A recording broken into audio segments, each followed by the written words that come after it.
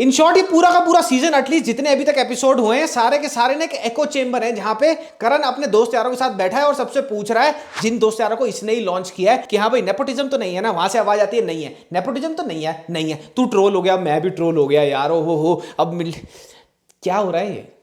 Hi guys मैं हूं शांतनु और करण चिकन चंगेजी को कोई ये क्यों नहीं समझाता कि just because an outfit is expensive उसका मतलब ये नहीं है कि वो तुम्हारे पे भी बहुत ही बढ़िया लग रहा है मियां। और अगर करण के शो में कोई गेस्ट चुतियापे की चकाचौंध में जगमगाते हुए एलईडी बल्ब की तरह कपड़े पहनकर ना जाए तो ये उसको कर देता है फैशन पुलिस। बाय गॉड कसम खा जाओ Jesus in the Allah Christ of the Ram मंदिर की इस फोटो में ये भाई शादी बारात में जो लाइट पकड़ने वाले भैया नहीं होते लाल वाली जो यूनिफॉर्म पहन के लाइटें पकड़ के रखते हैं वो नहीं लग रहा है। इसको टोपी पहना दो बिल्कुल वही लग रहा है। बट इसने मजाक उड़ाना है आमिर खान का जो बेचारा एक सफेद कुर्ता और blue jeans just like normal population इसके शो पे पहन के आ गया। What was that sound? क्या साउंड है? They saw Amir's kurta. Please do tell me what has inspired this absolutely wonderful look. और ये हैशटैग स्नेक करण मैं नहीं बोल रहा हूं, ये अपनी जहरीली हरकतों से अपरिचित क्वीट एंड इंटोसेंट जमुना पार के जॉर्जियो अरमानी करण भाई साहब ने खुद बोला है शो पे मल्टीपल एपिसोड्स में कि उनको समझ नहीं आ रहा है उनकी पोस्ट के नीचे लोग हैशटैग करण स्नेक क्यों लिख देते हैं। I don't know, but there's a snake emoji that comes with Kejo. तो इसीलिए हमारा फर्ज बनता है कि हम आगे बढ़े कमेंट सेक्शन में हैशटैग स्नेक करण टाइप करें ताकि ज्यादा से ज्यादा लोग हेल्प कर सके करण की ये जानने में कि क्यों उनके नाम के आगे स्नेक इमोजीज निकल आते हैं। और आज हम वही कोशिश करेंगे उनकी मदद करने की in this episode of honestly saying.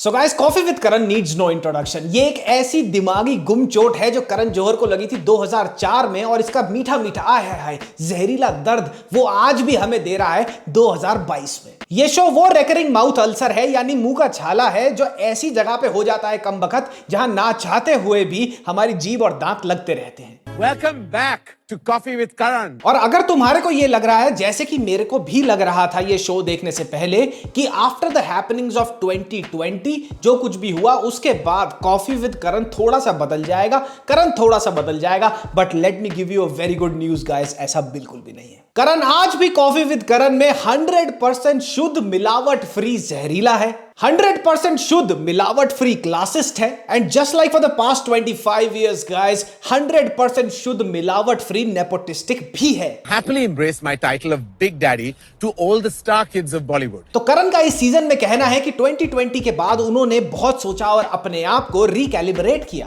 So much recalibrated within us. So much. And I completely agree with Karan here because pandemic से पहले ये भाई संचालक थे एटीट्यूड ज्यादा एक्टिंग कम लम्फट स्टार किड हाउसिंग प्रोजेक्ट के जिसके तहत इन्होंने बहुत सारे डिजर्विंग न्यू कमर एक्टर्स की कच्ची जमीनों और कच्चे मकानों पे बड़े बड़े बंगले बनवा दिए स्टार किड्स। और अब पैंडेमिक के बाद रिकैलिब्रेशन करने के बाद इन भाई साहब ने एक ऐसी योजना शुरू कर दी है जिस योजना का नाम है useless and entitled Bollywood wives Samriddhi and स्वरोजगार योजना, जिसके तहत ये ना तब पुण्य का काम करते हैं। ये इतनी एंटाइटल्ड और uselessly rich watched up Bollywood actors की बीवियों को ना काम देते हैं यार सीरियल में। बेचारियों की कितना जरूरत है, आंखें नम हो गई मेरी देख के वो show. You don't even know what's coming. I need all my feelings to the flow.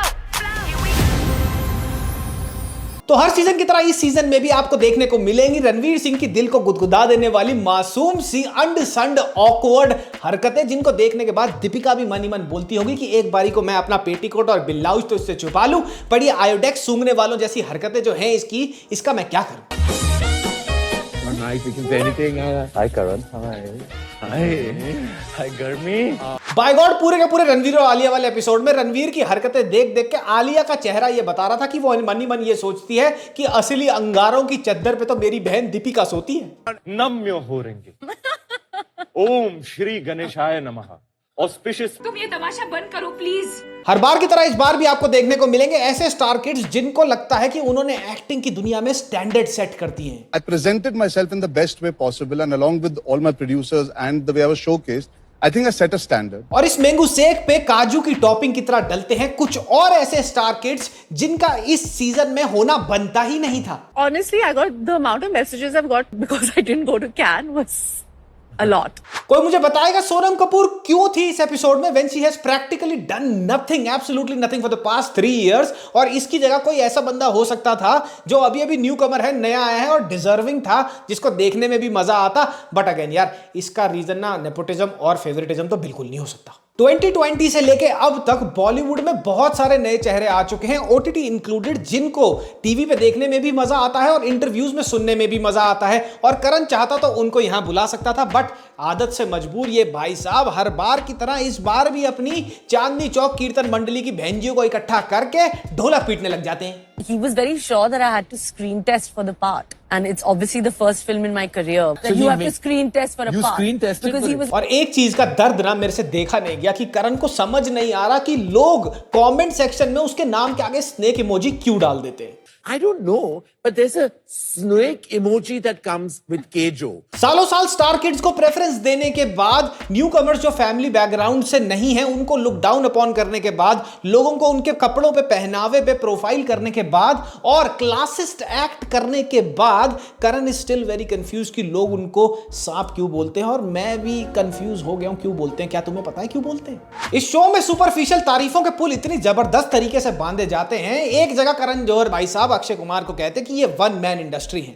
After 30 years in Bollywood, I can call him the one-man industry. अरे हाँ भैया, अक्षय फूफा है वन मैन इंडस्ट्री, क्योंकि 3 साल में 3 एक्टर मिलकर जितनी पिक्चरें नहीं कंप्लीट करते उतनी फूफा जी ने अभी ये जो निकला ना 15 अगस्त का लॉन्ग वीकेंड उसमें कर दी होंगी। Actors are very scared of doing 2 heroes, 3 hero films. नहीं फूफा ji, actors are not scared of doing 2 hero films. Audience ज्यादा डरी हुई है। अभी अभी हमें मुगली गुट्टी के 3 चम्मच पिलाए हैं जॉन और अर्जुन ने एक विलन रिटर्न्स में। क्या बातें कर रहे हो? फिर अपनी तारीफों में विलीन होके अक्षय फूफा जी कहते हैं कि ये सारा का सारा किस्मत का खेल है, डिवाइन इंटरवेंशन है। See, it's divine intervention. Divine I'm telling intervention. You know, when I it was is shooting, all about luck. हाँ, ये सारा का सारा लक ही तो है, क्योंकि जब पिक्चर की स्क्रिप्टों से ज्यादा मोदी जी कौन से और कैसे आम खाते हैं और फिर भी साल में 1 दर्जन पिक्चरें मिल जाएं काम करने के लिए, तो ये डिवाइन इंटरवेंशन ही तो हुई।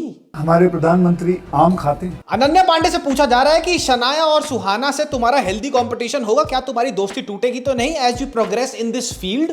All of them are now walking into the movies. Yes. You all are such close friends. Yes. Do you think this friendship will survive? अबे मैंने कहा कि लड़ाई तो तब होगी ना जब कंपटीशन होगा, और कंपटीशन तब होगा जब इन तीनों के पास काम होगा। अभी तो ये तीनों की तीनों 10वीं फेल 12वीं करे वाला हिसाब है। अनन्या को हिंदी बोलना टैकी लगता है, इंग्लिश बोलनी उसको आती नहीं है। I'm the most undiscreet person. It is Undiscreet a sad. word? It is now. Is undiscreet. Non-discreet? Indiscreet. Indiscreet. फिर हमारे को बहुत इंपॉर्टेंट जनरल नॉलेज का क्वेश्चन पता लगता है कि अनन्या पांडे को मुंह पे लव बाइट दी जा रही है। I had one here once. Someone gave you a hickey on your face? Yeah. तो कोई चंकी पांडे को बताओ इसकी बिटिया मुंह पे कटवा रही है लॉन्डो से। अब करण के कहने के हिसाब से जो उसके साथ नेपोटिज्म का टैग जुड़ चुका है उसको उसका कोई फर्क नहीं पड़ता। बट अगर तुम ये 7-8 एपिसोड देखोगे जो अभी तक रिलीज हुए हैं, तुम्हारे को यही समझ आएगा कि बड़ी ही स्मार्टली हर एपिसोड में करण नेपोटिज्म के टॉपिक को ऊपर उठाता है और व्हाइट वॉश करने की कोशिश करता है सारे के सारे इस ब्रांड को। Definitely nepotism made me a जानी दुश्मन. So बड़ी स्मार्टली करण हर एपिसोड में स्टार किड से ये पूछता है कि क्या तुम ट्रोलिंग के विक्टिम्स हो। एक तरह से ये दिखाया जाता है कि देखो कितने बड़े बेचारे हैं, ये ट्रोलिंग के विक्टिम्स हैं। और दूसरी चीज ये कि नेपोटिज्म से इनके करियर में इनको कोई लेवरेज नहीं मिला है। you're trolled on a daily basis. People say nasty things to you, about you, about your privilege. Does it take a toll on you? अब इसको लेके पहला लॉजिक तो ये कि भैया these star kids get trolled not because they are star kids, they get trolled primarily because they are really bad actors. Nepotism को side में रख दो, बात करते हैं खाली एक्टिंग की। और क्या तुम्हें लगता है अगर तुम बहुत अच्छी एक्टिंग करोगे, बहुत अच्छी परफॉर्मेंसेस दोगे अपनी फिल्मों में, क्या लोग तुम्हें तब भी ट्रोल करेंगे? Absolutely not. और दूसरी चीज ये कि Karan and the star kids, do you really want us to believe कि coming from a filmi background, coming from a big filmi family does not give you leverage in the industry? Samantha Prabhu, Siddharth Malhotra, Vijay Deverakonda, जो ऐसे कुछ चुनिंदा थोड़े बहुत लोग थे इस शो के ऊपर जो फिल्मी फैमिली से बिलोंग नहीं करते, उनसे करण बार बार पूछता है तुम नेपोटिज्म के बारे में क्या सोचते हो? You are not born from a film family per se. It's not the privilege that was, and yet you broke through the shackles. I mean, how stupid is this even to ask? करण, तुम्हें क्या लगता है कि हाँ वो ये बोलेंगे कि स्टार किड्स के पास हमारे से ज्यादा लेवरेज है, उनको कम स्ट्रगल करना पड़ता है, हमारे को ज्यादा स्ट्रगल करना पड़ता है? क्या वो ये बात तुम्हारे मुंह पे बोलेंगे? मतलब अक्षय कुमार से नेपोटिज्म को लेके पूछा जा रहा है कि भैया तुम्हारे क्या विचार हैं इसमें, but Karan, do you think कि अक्षय कुमार बोलेगा कुछ भी अगेंस्ट नेपोटिज्म, चाहे वो एक प्रोडक्ट ना हो नेपोटिज्म का, बट उसके बच्चे बड़े हो रहे हैं and he might have to send his kids to your banner? Did you feel you combated it?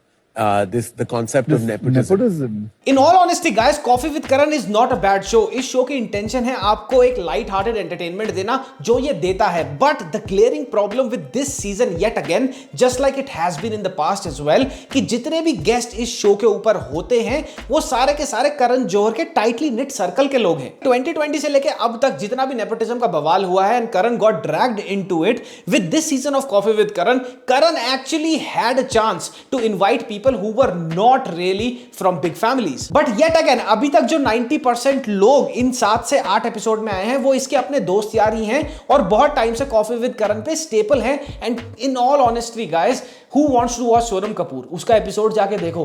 कुछ नहीं बोला उसने, आके बस वो बैठी हुई है, 2-4 समझदारी की बातें करी, उसको कुछ नहीं लेना देना है क्या हो रहा है क्या नहीं चल रहा है. Same goes for Kareena as well and same went for Akshay as well. I don't know why no new people are getting on the show. अभी तक का सबसे बढ़िया एपिसोड है सिद्धार्थ मल्होत्रा और विक्की कौशल वाला. और जब तुम ये एपिसोड देखोगे तुम्हें एक ग्लेयरिंग कॉन्ट्रास्ट दिखेगा between how Karan treats new commerce and how Karan treats star kids on the show. और एक चीज और भी तुम्हें देखने को मिलेगी, और वो ये है कि ट्रोलिंग के लिए विक्की कौशल और सिद्धार्थ मल्होत्रा, जो दोनों इन द पास्ट ट्रोल हो चुके हैं, they have had their fair share of trolling. और कैसे रिएक्ट करते हैं स्टार किड्स. यहां पे वो दोनों विक्टिम एक्ट नहीं कर रहे. विक्की कौशल और Siddharth Malhotra, they are not acting as कि हम विक्टिम हैं भैया, ट्रोलिंग से ये हो गया. विक्की भी बहुत ट्रोल हुआ था, सिद्धार्थ मल्होत्रा भी बहुत ट्रोल हुआ है. But look at how they behave and look at precisely at how Ananya Panday tries to play the victim card and Arjun Kapoor tries to blame his failures on trolling. तो भैया मैं तो यही कहूंगा कि जितने भी बचे कुछ एपिसोड हैं इस सीजन के, मैं होप करता हूं कि उसमें कुछ नए लोग, नए फेसेस देखने को मिले रादर देन करण की किट्टी पार्टी. और अगर ये शो तुम्हें देखना है तो देखो, नहीं देखना है तो ये 5 रिकमेंडेशंस दे रहा हूं, ये जरूर देख लेना. Karthikeya 2, taken bloodline, Suzhal the vortex, the wailing and the old man. तो गाइस ये था मेरा रिव्यू कॉफी विद करण का. अगले हफ्ते शायद आ रहा है वो useless lives of Bollywood wives. उसका क्या करना है कमेंट्स में बता देना. और कौन सी पिक्चर का रिव्यू तुम देखना चाहते हो वो भी लिखते जाना. तब तक के लिए तुम्हें पता ही है, मामा मिया, लजानिया पप्पी, बाय बाय. पैंट में से हाथ निकालना मत भूलना मेरे दोस्तों.